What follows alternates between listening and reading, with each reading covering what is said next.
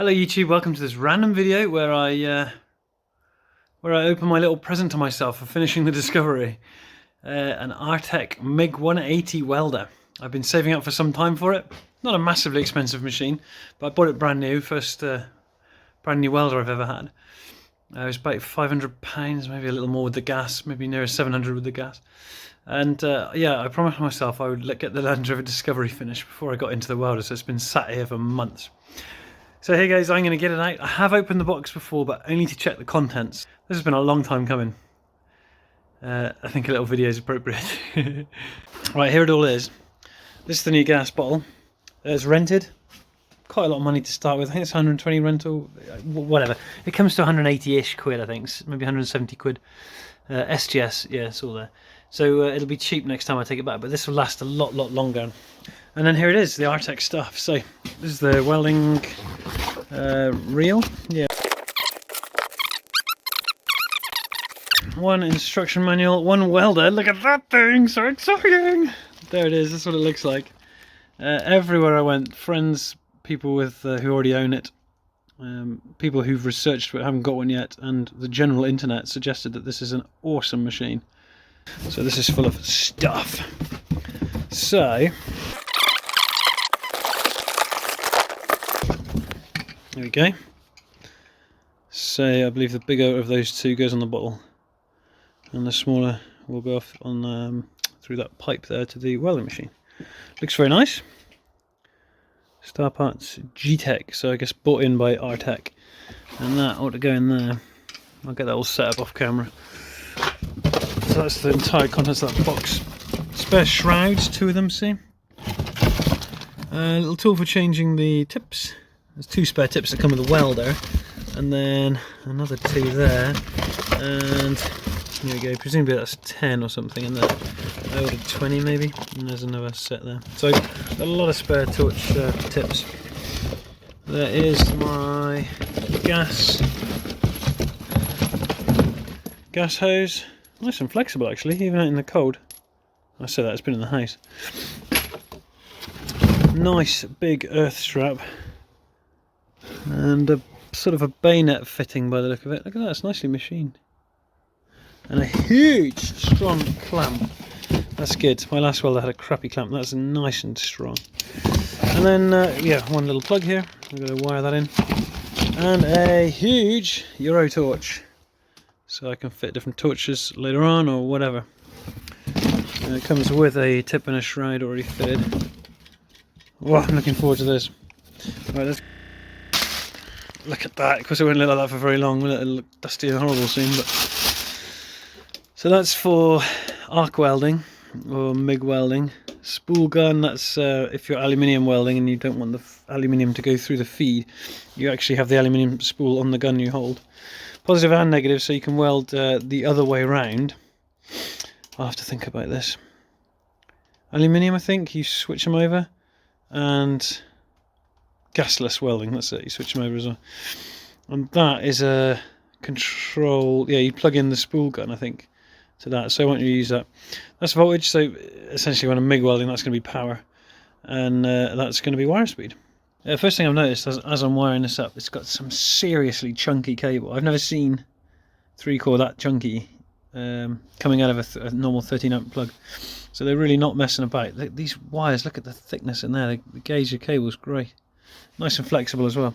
This is good quality stuff, which is nice. We've got the power connected up. That's ready to be switched on, but I'll leave it for now.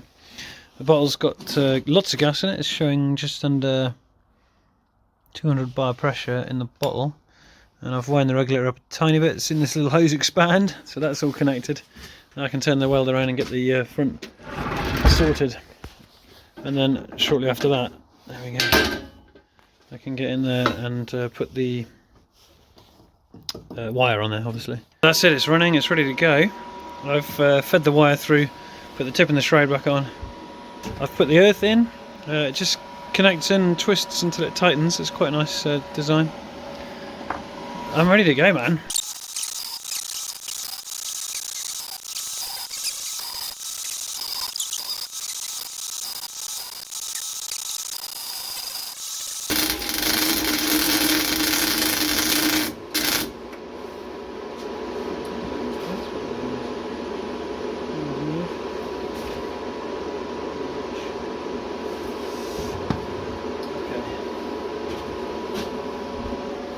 Right, I've had my first few goes.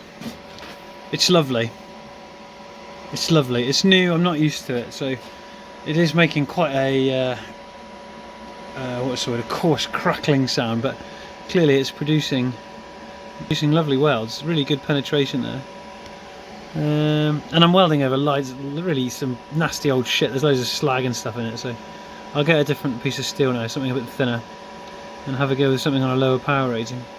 I see why people get annoyed with this now, because it's not that it displays after you've welded, it's displaying during welding, and that's it.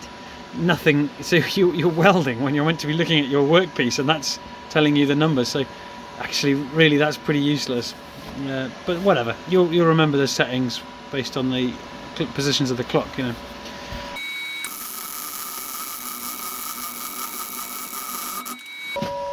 Yes, lovely. Look at that. I've made a welding trolley. You can buy these for between £50 and £100.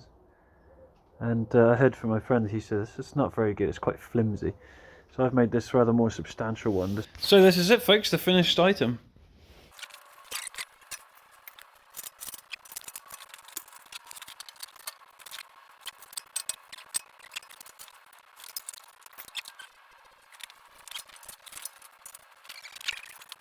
There we go, folks. The finished item. We'll see on this side. Hopefully the cabling sort of makes sense then. The clamp can clamp onto this. A little nugget of steel here. And this also holds the gun. Holds the gun in there. On that sort of wire holder there. So she's done.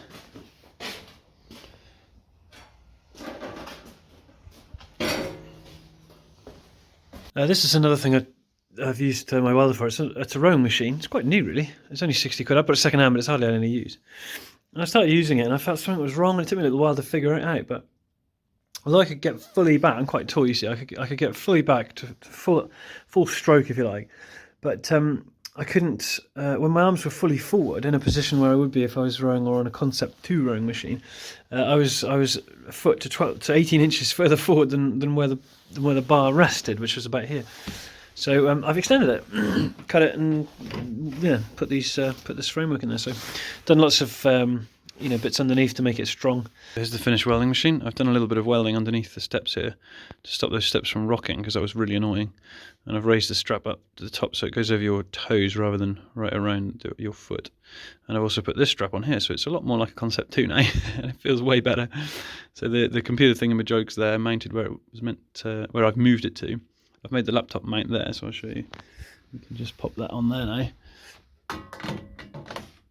And it's right at head height, so you can watch while you're exercising. And it's a very grainy light now, but it's all painted up, as you can see. So yeah, the finished item. That's it for this welding video. I hope you've enjoyed it. It's a bit of a random video, but yeah, I thought it was worth sharing my thoughts on that welder and the first few things I've done to start using it, really. Hope you've enjoyed the video, and tune in again soon.